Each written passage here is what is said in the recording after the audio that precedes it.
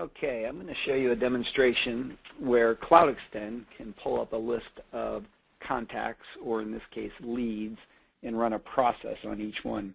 Here's a process that we use for calling people, where we ask if the user was able to speak with the contact. If yes, you branch up and you do some things. So let me show you how this works. If I go to the home screen of Salesforce and I come down and I run this process open leads wizard, I'm going to get a list of all the leads that are assigned to me that are in an open status. And so this is a big list of leads. I could pick all of these leads to run our first call process on, or I could search using this box over here and pick certain leads to call. What I'm going to do is just pick a couple of these to call and walk through the process. So we'll do this person and this person and this person.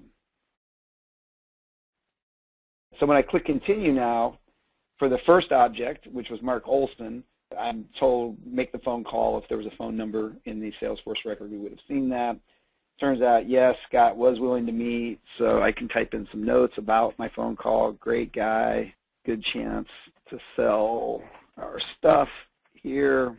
And that'll be recorded in the activity history of the lead. It's giving me the address for the person. I can change that. If I need to update it, I can put the date and time of the meeting in. That will become an event in Salesforce. And now it's going off and sending an email message to the person, confirming it. It's actually converted the lead. Now I move on to the next person that we selected from that list, Sarah Kane. It turns out I was not able to reach Sarah, so I say no to that.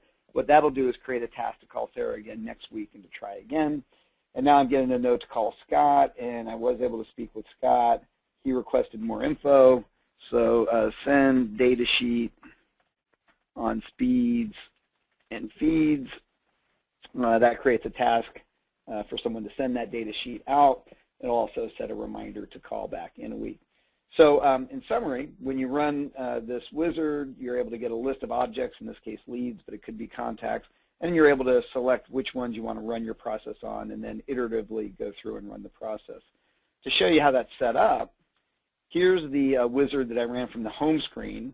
It just has this one step, and here's where I set up the query to show which leads. So anything with the status equals open and where the owner ID equals the current user is shown. And you can specify which fields will be shown in that list.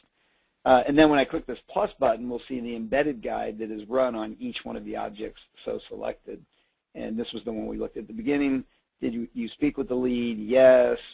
Did they want to meet? When we said yes, we created the contact notes, the call notes for the activity history. We created the event. One person wanted more information, so we created a task to send that. And then we set a follow-up task. And then the person we weren't able to reach, we just created a follow-up task. So in summary, you've seen that you can, using Cloud Extend for Salesforce, get a list of objects like contacts or leads, and then run a process on each one of those, enabling high-volume processing of leads and contacts in Salesforce.